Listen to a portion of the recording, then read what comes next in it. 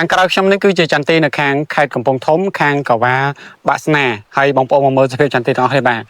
គឺចន្ទទីគឺចេញផ្កាមកបានស្រស់ពេញមេឃពេញដើមហើយមិនមែនតែម្ដងណាបងប្អូនគឺមកពេញចកាហើយឥឡូវនេះគឺយើងចាប់ផ្ដើមធ្វើការបាញ់ជាមួយនឹងឈុតទាញយកក្តាប់បានហើយមូលហេតុបងប្អូនការដែលយើងបាញ់ឈុតទាញក្តាប់បានលុះត្រាតែចន្ទទីបងប្អូនមានផ្កាសិនហើយសួរថាតើមានផ្កាប្រមាណ%ទើបអាចបាញ់ឈុតទាញក្តាប់បានការតលើស20-30%គឺបាញ់បានហើយតែបើសិនជាបងប្អូនអាចបំពន់ដោយផ្កាចន្ទទីបងប្អូនស្រស់គឺកាន់តែល្អទៀតដូចស្អីផ្កាច្រើនកាលណាយើងបាញ់ឈុតទាញក្តាប់ទៅក្តាប់របស់យើងនឹងបានច្រើនកាលនឹងដូចគ្នាហើយសម្រាប់ឈុតទាញក្តាប់បងប្អូនសំណែនាំជាមួយនឹងពីរមុខហ្នឹងគឺមានទី1ហ្នឹងគឺតោអស្ចារ101ដែលជាពពួកសរាយសមុទ្រហើយនឹងបូកជាមួយនឹង Top Baron បងប្អូនប្រើជាគូពីរមុខហ្នឹងមកឈុតលីទឹក1000លីត្របាញ់ទៅលើផ្កាចន្ទទីបងប្អូនគឺជួយឲ្យផ្កាចន្ទទីបងប្អូនកាន់ធន់ជាមួយនឹងអាកាសធាតុប្រែប្រួលខ្លាំងហើយជួយបំពន់ទៅដល់សារធាតុចិញ្ចឹមឲ្យផ្កា